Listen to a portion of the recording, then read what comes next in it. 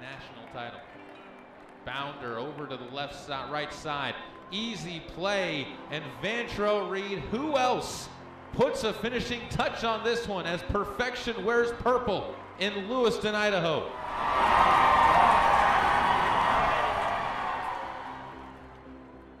Baseball isn't just built to have a winning streak like that. Baseball is an imperfect sport played by imperfect people. To run 59 games in a row, it's just impossible. And what they pulled off, we won't see again in our lifetime.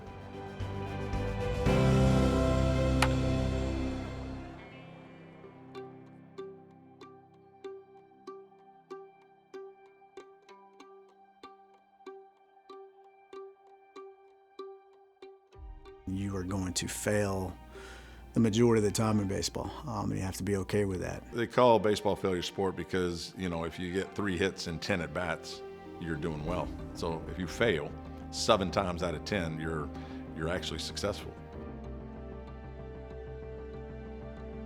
In 2020, I hired Brad Neffendorf to be our head baseball coach. We felt like he was the right guy for the job at the right time. I still remember my interview. At the end of it, him asking me, hey, do you think there's enough here that you can win a national title?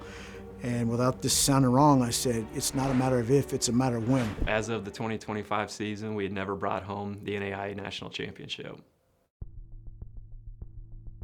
It was an ugly fall. We all knew what to do, but we couldn't put it together much. Even if we brought 20-some guys back, it's still a roster, there's new guys. How do we form a team as quickly as we possibly can? Rosters get you beat. It's teams that can put you in a position to have a chance to win at a high level. I don't think I've been around a coach or a program that has the standard that Brad had. What are we doing? Not good enough. Everything needs to be done in a way, and it needs to be done like that. Neff is very intense, but for the right reasons. There's little things that you have to pay attention to day in and day out that mold us. They're not wearing your shoes inside the clubhouse. Your undershirt can't have the logo sticking through the jersey. He not only wants us to be better baseball players, but he wants us to be better men. Pretty much Monday through Friday, we're in those cages or on the field doing early work with all the coaches, and then, you know, we'll have a little break, and then we're back at it in the afternoon with everybody together, doing the things that we need to as a team. Once the season started kicking in, we really gelled. No matter who it was at the plate, they had the ability and the want to get the job done. In my mind right now, there's not a clear-cut favorite going into the season like there always has been in years past. Those first 3 games of McPherson, we played extremely well. And you knew, even looking out there in inning 1, that, like, all right, this team's got a chance to be really good. Tabor is off to a very hot start to the year, and then we all know how good of a team LSU Shreveport always is year in, year out. So that is a giant matchup. Game 10 of the year against Tabor. It was probably the one game where we played our least clean, least executed game of baseball in the entire year. Tabor will take a 1-0 lead here. Tabor still leads 6-5. We weren't executing to standard by any means. It was like a postseason game, the second week of the season already. I love that game. Pilots just looking for that first hit to go their way. Double in the gap from Jose Salarin. Walk-off single for Vantro Reed, and the Pilots score 3 in the final frame to come back. Pilots. After we walked that game off, Isaac let everybody in the dugout know we won't lose the game the rest of the year. I did not hear it, but when you talk to everybody, they laugh. Like, yeah, no, he said that. So I called it when we were 10-0, that we were going to be undefeated, never lose again. I would have probably nicely and professionally told him to keep his mouth shut. You're ridiculous. Go away from me. The first record we broke was 28-0, and that was the best start in program history for our baseball program. There's a lot of hours that go into being that talented and having that type of record. And so you got to like each other, or it's going to be tough. And obviously they did. They were invested in each other. They were invested in, you know, being together in this locker room. They were invested in being in that dugout together, road trips together. They were truly invested in the program. Doing whatever we can to pick each other up off the field just so that we have that brotherhood on the field. Texas college game, they go to a baseball game, but a football score broke out. So that game gets done, and we put the graphic out. I'm scrolling through social media. CBS Sports picks it up. And then all of a sudden, people start paying attention to LSUS and then go, okay, you know, what's this baseball team doing down here? See a college baseball team beat someone 42-4, and I was like, oh, who's that? Click on it. It's LSUS. Everybody across the nation, probably across the globe, at least heard the name LSUS. And with that final out, these LSUS Pilots have broken the all-time NAIA win streak. Houston Victoria was like the biggest rival in the conference. If we're going to drop one, it'll be this weekend. I'm okay with that. Like, maybe it's what we need. Can Schechter find it here? Ground ball, looks like he might read. Tosses to Gom, and that is your ball game. The Pilots, all they do is win. And I'm like, we might not lose a game. A streak can be something small, it can be something big. But it was finally starting to be talked about. It was like, we got to keep this going. And it was just be the guy, be the one that does it today. I was surprised many times at where the win came from. It was never the same guys. I mean, we have one day it'd be Jose and Gibby would go have a great game, and then one day it'd be Jackson, Ian, and one day it'd be Angel and Diego. It's been such a me culture in college athletics right now. And I don't think this team ever had that me mentality. It was all about us as a team. This program has struggled in the conference tournament for the last 3 years, and have not done well. 48 straight wins, 49 in a row, as they win their 50th consecutive game. A double play! This perfect season will continue for the LSU Shreveport Pilots, your champions of the Red River Athletic Conference in 2025. And they are piloting along into regional time. The regional was the scary one for some reason. That one felt way scarier than the World Series. We were 1 out away, arguably 2 years in a row from going to the World Series, and we lost on this field out here.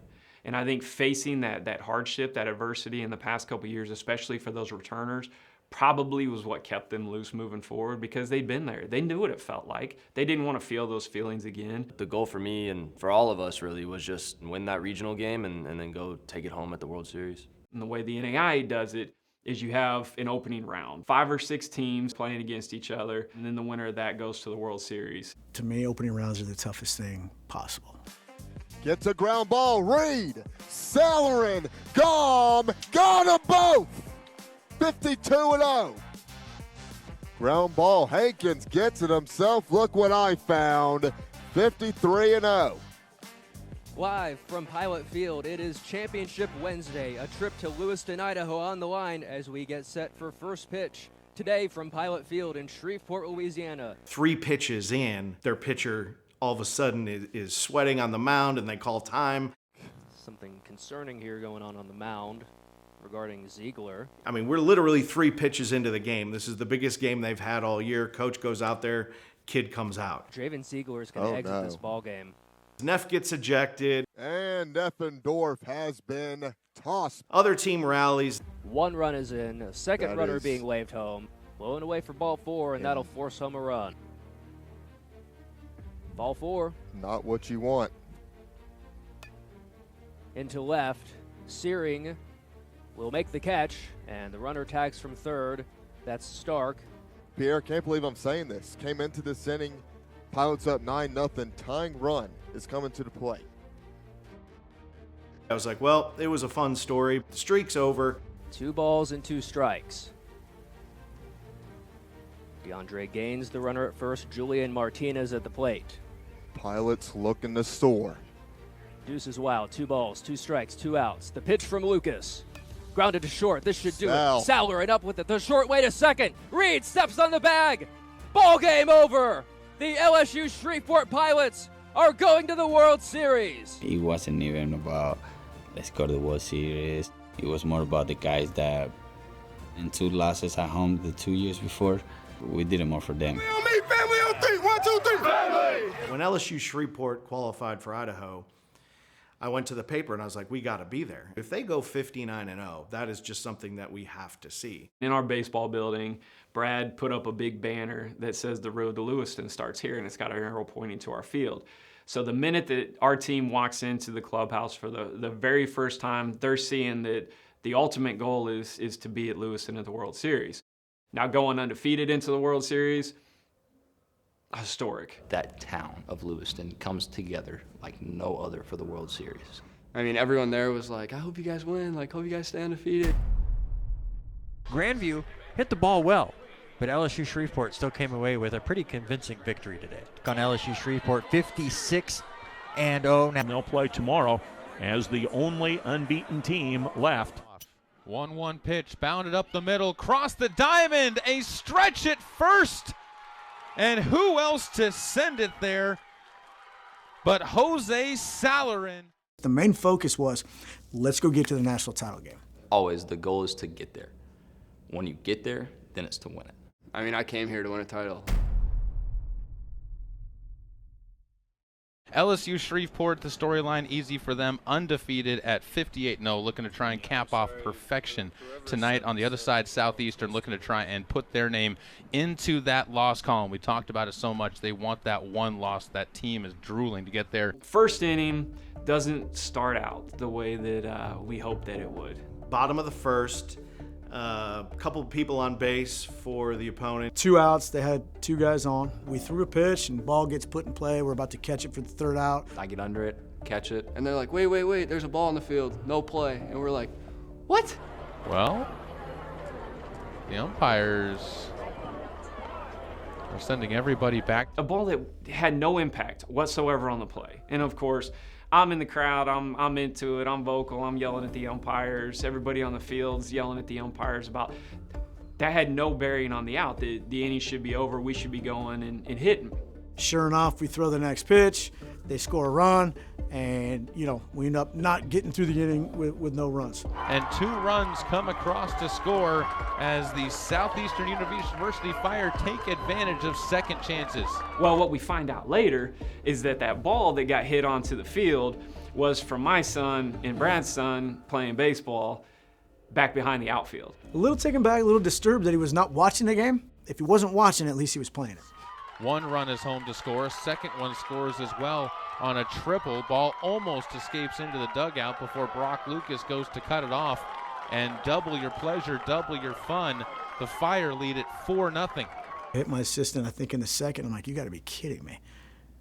Like, we're not supposed to lose. We just beat them 11-0 two games ago. We got better all around, even with fresher arms on the mound right now. And look at the way this game is going. Like, is this really where it's going to be? In the national title game? That's how baseball is. It'll bite you. As soon as you think you've got it beat, it'll bite you and bite hard. I was a nervous wreck. I was gripping my chair and rubbing my knees. I was like, oh my gosh, let's figure it out, fellas. And Neff came out to a mound visit, and the center fielder, Ian Montz, looks over at me. And while Neff is ripping the infield a new one, he looks over at me and he goes, I don't know why Neff's upset right now. We got this. We've done this all year. When Kenny Schechter came in and finally got a leadoff hitter out for us and put up a 0. You could feel the energy a little bit switch to us. That's all the way to the fence. That one is going to be gone. Ian Montz and Jackson Searing end up going back-to-back on home runs. I felt the energy shift.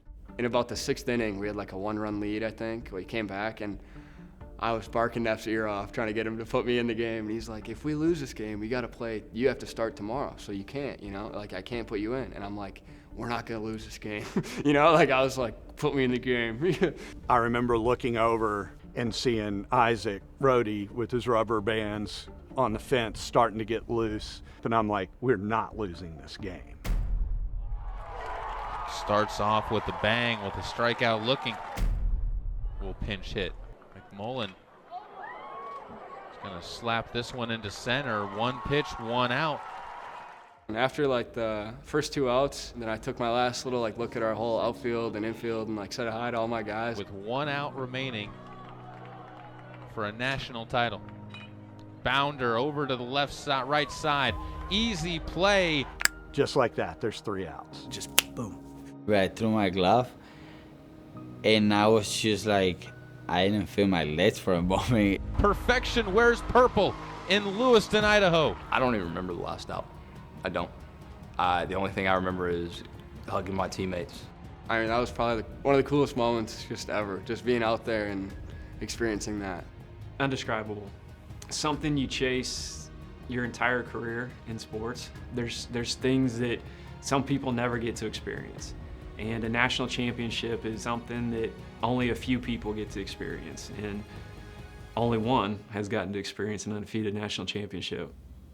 I don't think I even thought about the 59-0 until it finally, you know, all the emotions are kind of starting to get under control. And somebody like, hey man, you realize you guys didn't lose a game, right? It's going to be a hard goodbye, but it's not a goodbye because it's going to be that these guys are attached to each other forever. And because of that is why they were able to do what they did in this dugout this year. That's the most incredible, historic year in college. That's athletics history. Yeah. Ever.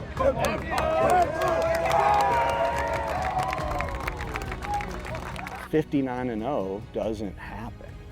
Nobody else at any level is going to ever do that again. It's probably more likely that I could jump to the moon than go 59-0. It was hard to believe, but the LSU Shreveport Pilots baseball team finished 59-0. What we did was what everybody would say was the impossible.